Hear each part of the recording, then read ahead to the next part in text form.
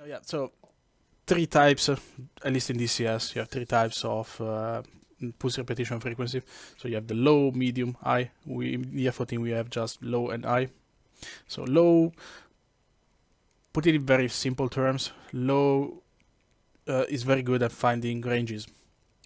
So you can use it even as a very basic ground radar. For example, you can find a ship in the sea. We can have a look later.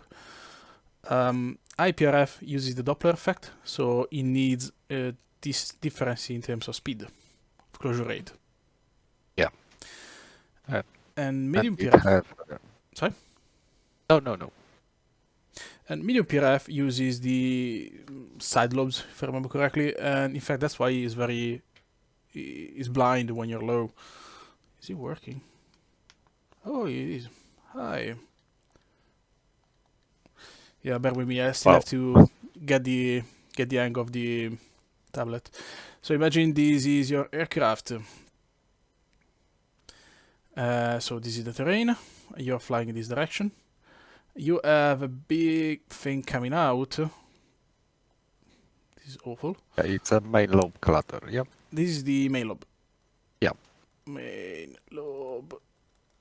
Then you have these side lobes coming. Yeah. Going up and down. This is the retorts from the side ground. lobes. So when you're low, and this is especially used by MPRF, if I remember correctly, and so that's why when you're low, you're kind of blind.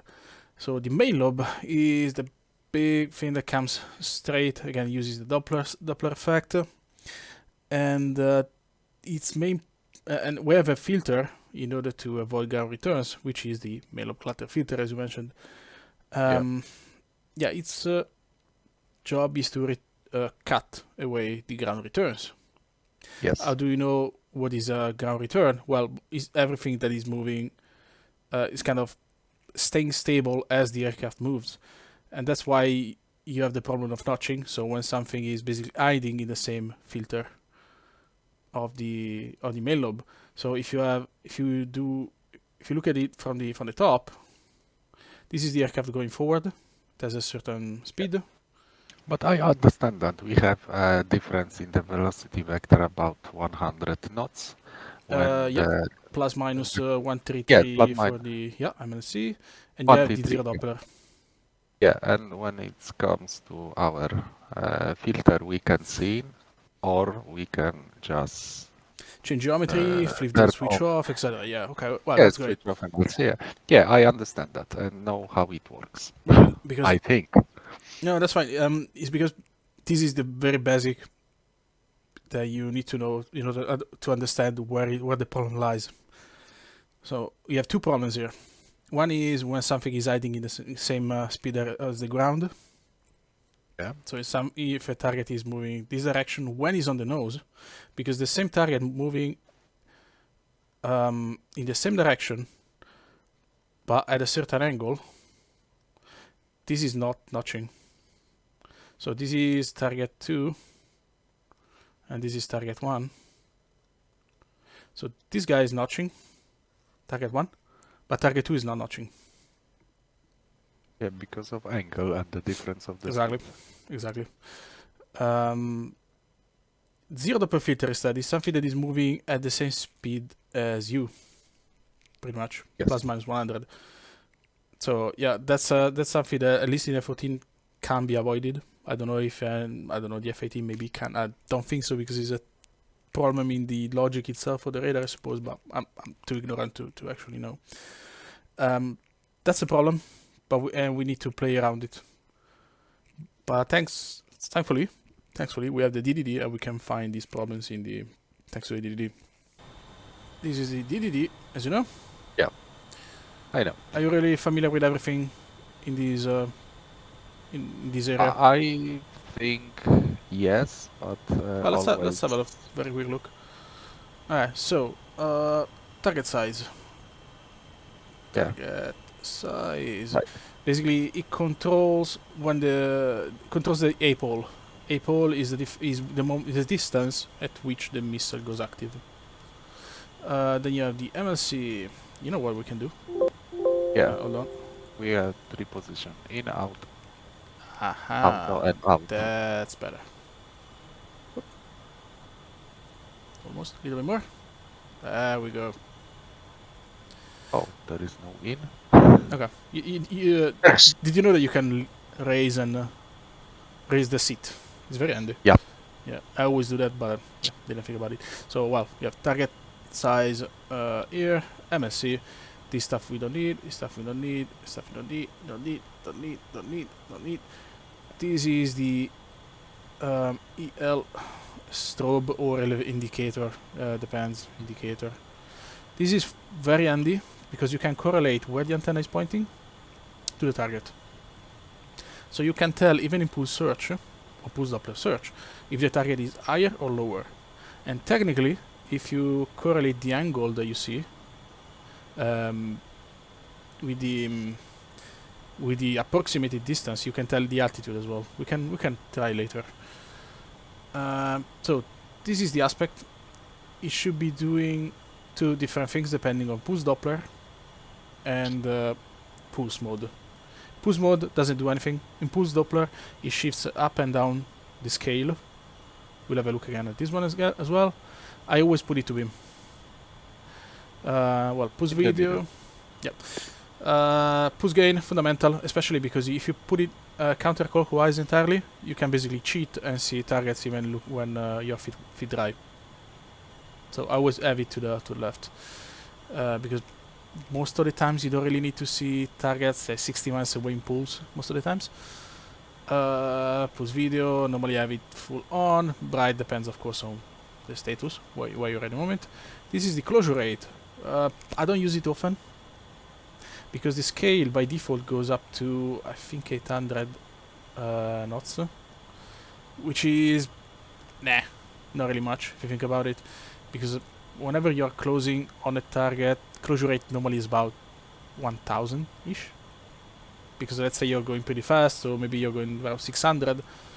The other target, maybe, unless it's not a fighter, probably. I mean, when I use it, I use the VC a lot, but from the TID. When I use it, I put it to X4, which is basically multiplies by 4 what you see there.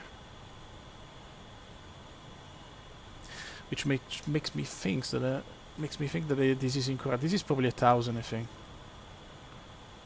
The end scale there, and this is I think 200 minus 200, so 200 opening. I need to review, but I mean I don't really use it very much. Erase, I use it a lot because you can do whatever you're doing, and maybe you can miss a return. But if the erase is fully clockwise, the return stays there on the DDD, so you have more time to actually spot it. This stuff is for the IRST, for the A. It's not even implemented, so forget it. This I think is for the M7. We don't need. Well, then you have the radar modes. Make sense? Yes. So normally what I do is beam X4. This goes down. This goes up. This goes down. And this is pretty much my setting most of the times. So MLC. Do you want to see the MLC? We take the MLC out, and then we start looking down.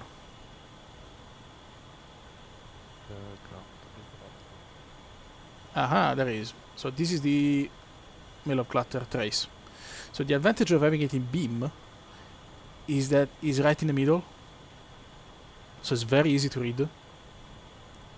Whether if you have it on the nose, it means that you see better closing targets. But towards the targets which are flying away from us. Yeah, I mean, yeah, no one is really going that fast away, but Yeah. I don't know, I prefer, you know what, you don't really see the zero per filter here. I mean, I think that I prefer the in the middle. Of course, tail is the opposite. So you see the three traces. These are the three. This is what the Mail-Ob clutter filter is. Is a band. It's kind of an interval. So it's actually this is 600, I think. This is minus 600 in beam. This is 0. So 300. I don't know. It's 133. Is like this area. I suck with the tablet. So this is pretty much the size. We are blind here if we have MLC on. Sorry? We are blind here when MLC is on. Yep. Unless you're looking up. Yep. If you're looking up 3 degrees at least, then the antenna, the WCS automatically takes it off. Now, what is our speed? Stop it. Okay, what's our... Hey, come on. Oh. Speed is 350. Well, let's say 350. Let's say 300 because it's easier. So, again, 600. This is 600. 0, so 300, about 300. So, this is the zero per filter area, which is plus minus 100. So, it's probably something like this. So, you want to prevent anything from going in these two bands, if that makes sense. Because up here you have the MLC, down here you have the zero per filter. So, as you can imagine, anything that is closing, is coming towards you, is nice and bright and easy to spot. Okay, I have a question. Yeah, go ahead. You wrote the ZDF, and it depends the Jesus, how to say in English? Oh my God! On the speed of the aircraft, it goes up and down. So, and what we see in the middle of the DDD, it's the line. That's right. We're flying 300. So now, this is you need to consider these two scales, these three Yeah, signs up here. Okay, so this is 600, I think. Okay. I can double check. It's minus 600 actually. Oh, 0 plus 600 knots. okay. Okay. So if I'm going 300, zero per filter is up here in the middle. If I'm going 600, then it goes down there. So Okay, I understand, but it's a zero Doppler filter, but we have also main lobe clutter, yeah? So that's the main lobe clutter, yeah, you see the trace up here. But then there's also the zero. So the problem is one is the lack of Doppler of lack of speed difference between the ground and the target. Okay? There's no Doppler shift. The other problem is the target is going as fast as you're going. Yes. Because if he's going as fast as you're going, that's where you have no Doppler. You have no difference in speed. So if you're measuring the distance, the difference in speed, but there's no difference in speed, how can you tell what the target is? You can't. That's the zero Doppler filter. Instead, if the target is going as fast as the ground, then he's hiding in the ground. They kind of they look similar, but they're very different. I finally see the zero Doppler filter on the DDD and understand what's going on. There is a video that I made that shows. We can open it later. I can run it, and you see when the target go in and out of the zero Doppler filter. It's an old video that I made on my channel, but we can have a look. Okay. Right, so. Pen and paper, I got it. Did you know if you click, you have the Z filter for the night? Anyway, so that's why I keep it in beam, because it's in the middle, so it's very easy to see, and it's very easy to see the zero Doppler as well. If you keep it in, nose is a bit harder, because it's zero Doppler. I don't know where it goes. I think it just goes down to the trace, but then now we have the how is it called, the trace? I don't remember. So yeah, I prefer to keep it in beam. Also because again, impulse is supposed to move the centroid for the missile employment. I don't remember the details, but it doesn't do anything. And impulse Doppler, it used to just move the scale, then it became a filter, and now just move the scales. I think, if I didn't miss anything. And well, so that's pretty much it for the DDD. It's much more interesting when we actually go and have a look at something. Erase is now more interesting because I used to keep it low every time, but now you don't see the trace anymore properly, so you just bind it somewhere and raise it and lower it a little bit more. So yeah, that's the pulse Doppler. If you want to look at pulse search instead, now we're looking at yeah. Pulse search. So pulse mode is not affected by any of these, so you can do whatever you want. It's fine. Technically, you can see everything. The other problem is instead that you see the ground. And this is where I said that if you keep the pulse gain low, I already told the devs, yeah, it's a bit too effective. You can actually see a target flying even if you have free dry. It shouldn't be that sensible in real life at all. But yeah, it works. Oh. But same. You see the ground, you don't see the ground anymore. And if we had something flying there, we can spot it. Okay, questions? No. So, DDD, TID, silly me. Okay, so now we have 2 rows because now we have luxury premium, because back in the day we didn't have it. So whenever you needed to calculate the target aspect, for example, you needed to do manually calculating the reciprocal, calculating the bearing from your aircraft, and then doing from the reciprocal to the bearing, and then taking account mag bar to it was long. So normally you have the VC up here. This thing is just a computer doing this thing. This is the navigational indicator. Stand by. Should be here. Yeah. This is the ES, indicating the speed. Never used it because normally when we are, I mean, quite high, quite fast, I use the Mach number. This is the antenna elevation angle, and these are the boundaries. Cool thing about this that was implemented fairly recently is when you do sanitization. When you do the sanitization, now you don't need to use angles anymore because you can actually just move your cursor. And I'll show you how. Yeah, got it. Sorry for the ping, but whenever I move the focus, he starts doing things. I don't know. That was scam. See the numbers going up and down? Yes. So the boundaries move now depending on the position of the cursor. And you see a lot of false return because this is what happens because the radar is picking up returns from the ground because it's not filtering the ground anymore.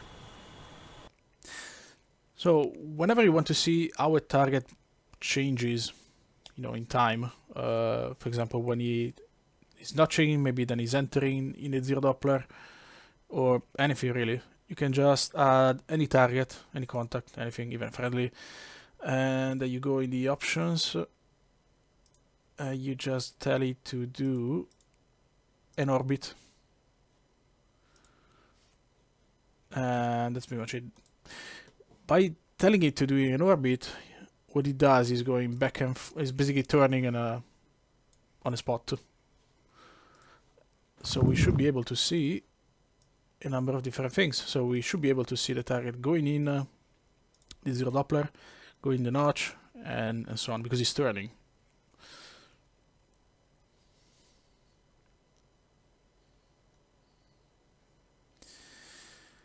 And this is something that I recommend a lot to everyone when they start, you know, playing with F-14.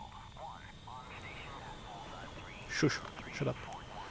Okay, active pose, fundamental. So your aircraft is not really moving, it's not going anywhere. So as we said, beam X4. You can see the trace that is popping up and down now. The jamming, yeah.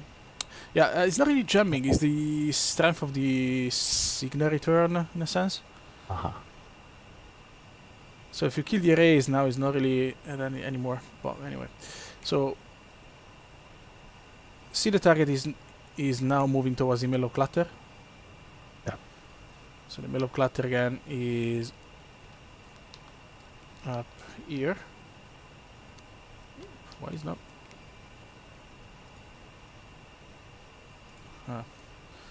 So again, this is the MLC.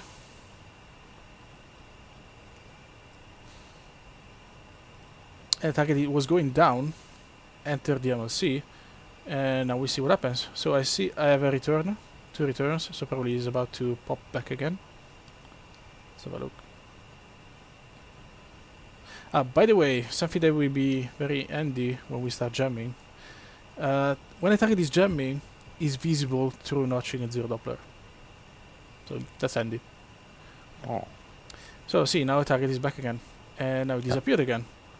So probably now it's turning. But since it's turning, is notching, and then is in the this is filtered by the Melo clutter filter. Is entering the zero Doppler filter. Is notching again, and entering zero Doppler again. So if you set up something as simple as this, you can see the target going up, going down. So it's quite handy.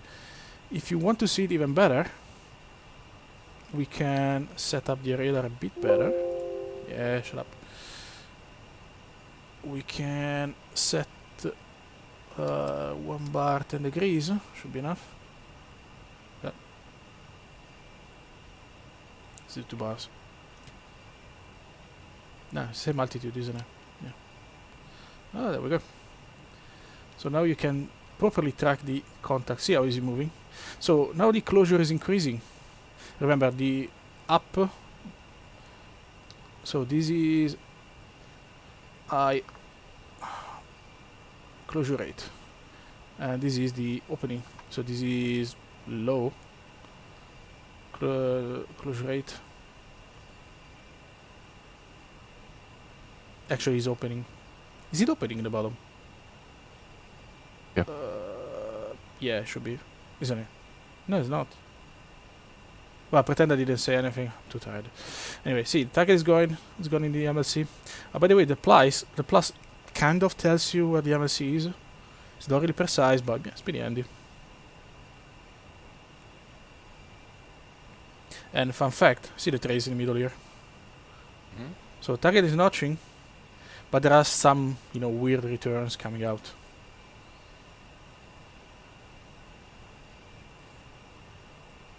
So target is now reducing the closure. Disappeared again. Because again, he's doing a circle. So this is I. So this is plus VC, and this is minus VC.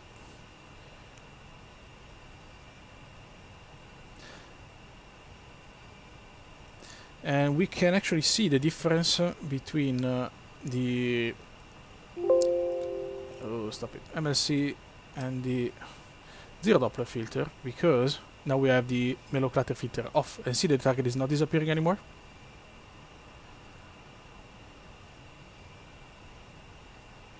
See, now the target is going perfectly up and down, almost. Yeah.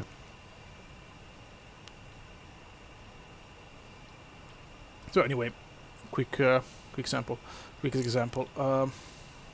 If we switch to pulse, I don't remember where I put the target.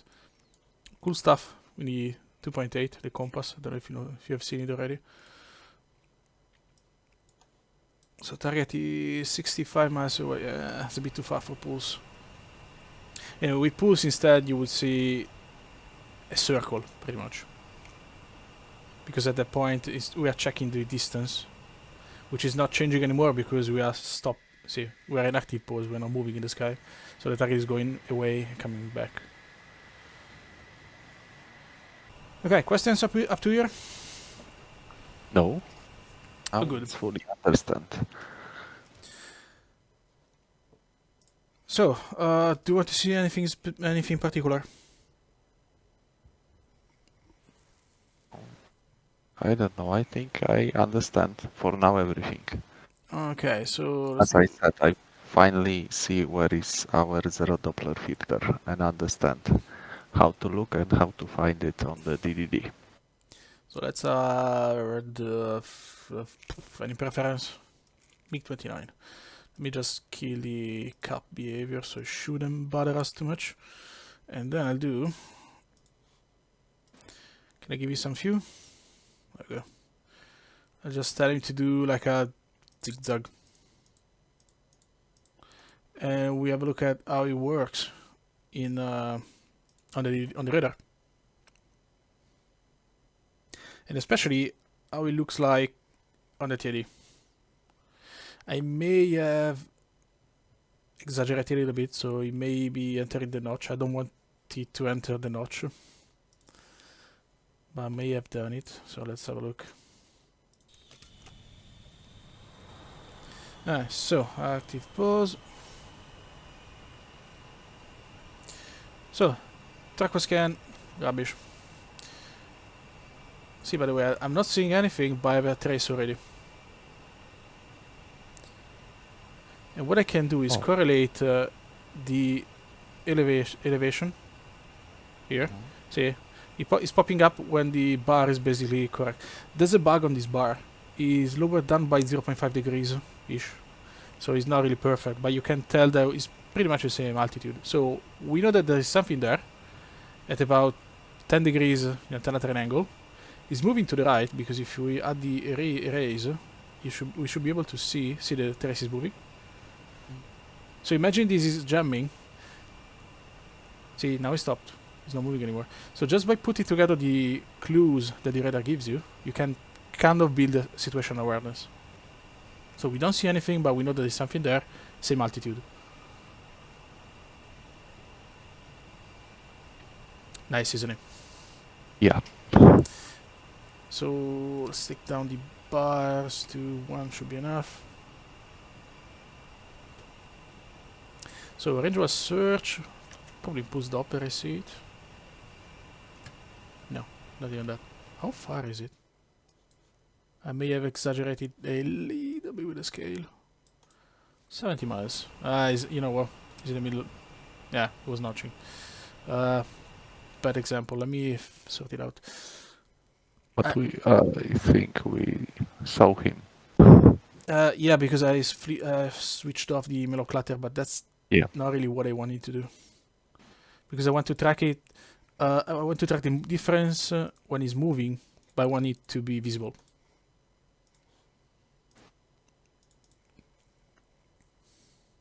But anyway, now you notice that we have the trace. We don't see the target, but we have the trace, so we can kind of understand if something is there is notching as well. So, yeah, pretty handy, I suppose. Yep. Okay. So another cool thing that you can do when you're practicing is slowing down time. It's pretty handy when you're tracking something. You can also pause, so it's great. Alright, so range was search. So let's put it to beam. So we know what the target is. We know where the MLC is because there's a big cross in the middle that tells us. That's pretty handy. Now we don't see the track because we have no data link or anything. So we switch to track with scan. It takes a couple of seconds, then it pops up because it needs to do a couple of sweeps, so 4 seconds. And now we have the track coming at some point, more than 4 seconds. Now something handy when you're doing this is using the launch zone, as I mentioned, because you have the vector. The vector becomes much longer. Yeah. It doesn't work if you have a weapon selected and you are fairly close because it's replaced by the launch zone, the LAR, I think, indicator, whatever it's called.